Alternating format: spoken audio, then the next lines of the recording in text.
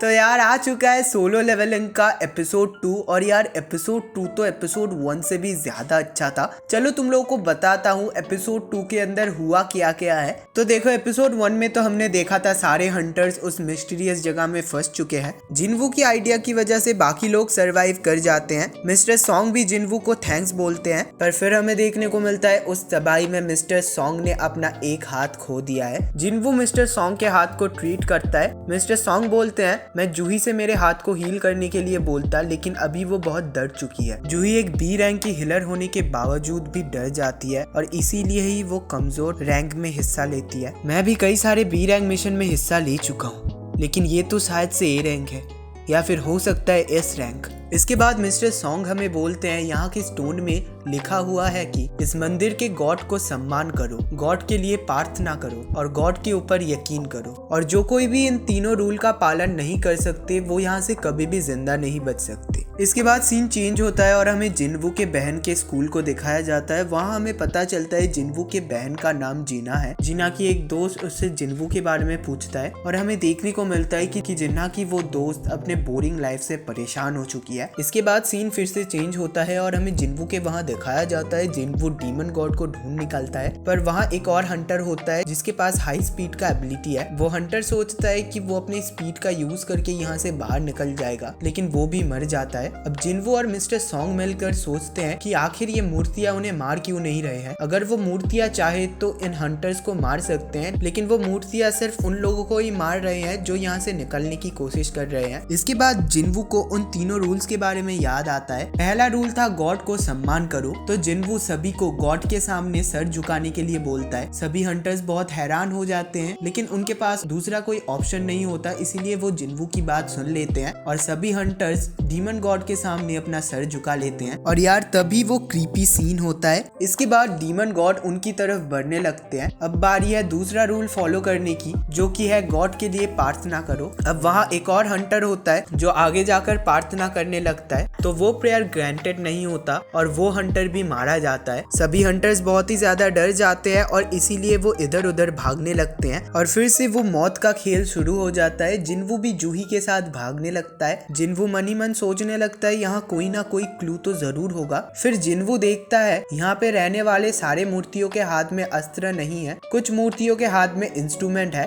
तो जिन्वू सारे हंटर्स को उन मूर्तियों के सामने जाने के लिए बोलता है और हम देखते हैं कि वो मूर्ति बाकी मूर्तियों की तरह अटैक नहीं कर रहे हैं। उन इंस्ट्रूमेंट वाले मूर्ति के सामने जाते ही वो इंस्ट्रूमेंट बजने लगता है। जिन्वू और जूही भी एक मूर्ति के सामने जाते हैं, पर वो दो लोग होते हैं, इसलिए वो इंस्ट्रूमेंट वाला मूर्ति एक्टिवेट नहीं होता। जिन्वू जूही को वहां छोड़ के एक और मूर्ति के पास जाने लगता है, पर बाकी मूर्तियां जिन्वू के ऊपर हमला कर देता है और यहाँ बहुत इंटेंस सीन चल रहा था। पर फाइनली जिन्वू इंस्ट्रूमेंट वाले मूर्ति के पास पहुंच जाता है, पर यार तब तक बहुत देर हो चुका था। जिन्वू अपना एक पैर खो चुका था और यहाँ हमें समझ आता है कि गॉड के नाम पे प्रार्थना करना इस रूल का मतलब क्या था। इसका मतलब यही था कि सारे इंस्ट्रूमेंट वाले मूर्तियों को एक्टिवेट करना होगा और वो मूर्तियां ही गॉड को शांत करेंगे। इसके बाद सारी मूर्तियां फिर से शांत हो जाते हैं। जूही जिन्वू के पैर को हील करने की कोशिश करती है, पर वो भी कमजोर पड़ जाती है। इसके बाद किम मिस्टर सॉन्ग से बोलता है ये सब तुम्हारी वजह से हो रहा है मिस्टर सॉन्ग, तुम्हारी वजह से हम यहाँ आए थे और तुम्हारी वजह से पार्क भी मारा गया। मिस्टर सॉन्ग भी सभी से माफी मांगते हैं क्योंकि वो ये टीम को लीड कर रहे थे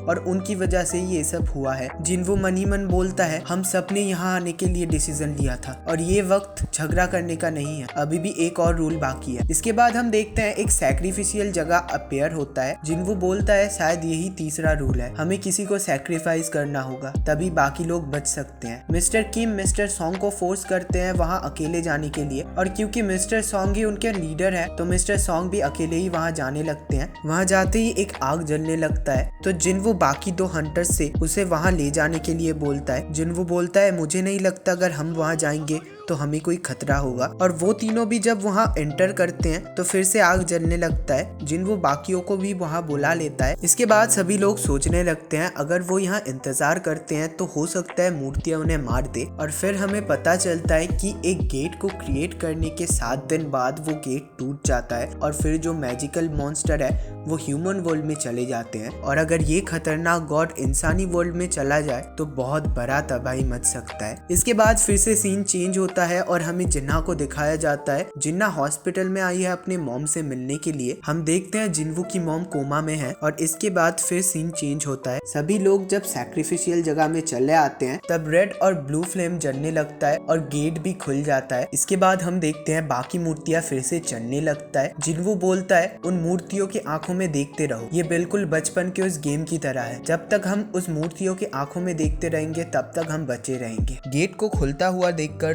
2 हंटर्स गलती मार लेते हैं और उन्हें कुछ भी नहीं होता, वो सेफली बाहर चले जाते हैं। जिन्वू बोलता है ब्लू फ्लेम एक टाइमर है और जब वो बुझ जाएगा तब हम यहाँ से सेफली बाहर जा सकते हैं। ये सुनते हुए मिस्टर किम बोलते हैं ऐसा भी तो हो सकता है ब्लू फ्लेम बुझ जाने के बाद हम सभी लोग मर जाए। मैंने कभी नहीं सोचा था कि तुम्हारा जैसा एक वीक हंटर हमारी इतनी मदद कर सकता है। अगर हम लोग अभी तक जिंदा है तो तुम्हारी वजह से, पर मैं ऐसे यहाँ मर नहीं सकता। बाहर मेरी फैमिली मेरा इंतजार कर रहा है। ये बोलते हुए मिस्टर किम भी वहाँ से भाग जाते हैं। अब वहाँ बस 3 लोग रह जाते हैं, जिन्वू, जूही और मिस्टर सॉन्ग। मिस्टर सॉन्ग जूही से बोलता है जिन्वू को लेकर भाग जाने के लिए, पर जूही ने अपना हीलिंग पावर का बहुत ज्यादा इस्तेमाल कर लिया था, इसीलिए वो भी चल नहीं पा रही थी। जिन्वू मिस्टर सॉन्ग से बोलता है जूही को लेकर वहाँ से भाग जाने के लिए, पर उससे पहले जिन्वू जूही को अपना जीता हुआ क्रिस्टल देता है। जिन्वू बोलता है इस क्रिस्टल को बेचकर कुछ खा लेना और जब मैं यहाँ से बाहर निकल जाऊंगा तो बाकी पैसे मुझे लौटा देना। इसके बाद मिस्टर सॉन्ग जूही को बेहोश कर देता है और उनके पास भी कोई और ऑप्शन नहीं होता, इसीलिए मिस्टर सॉन्ग और जूही भी वहाँ से निकल जाते हैं। इसके बाद बस अकेला जिन्वू ही रह जाता है। जिन्वू बोलता है अगर मुझे ये सब पहले पता होता तो मैं कुछ और पैसे जमा कर लेता। मैं चाहता कि मैं और भी ज्यादा स्ट्रॉन्ग बनूं। इसके बाद वो ब्रूटल सीन फिर से शुरू हो जाता है और फिर बहुत खून खराबा होता है और घायल जिन्वू सैक्रिफिशियल जगह में चला जाता है और ऐसे ही यार एपिसोड 2 खत्म हो जाता है। लिटरली भाई एपिसोड 2 इतना ज्यादा अच्छा था कि मैं क्या ही बोलूं। इतना इंटेंस सिचुएशन चल रहा था एपिसोड 2 के अंदर, पूरा ही सर्वाइवल गेम के ऊपर था।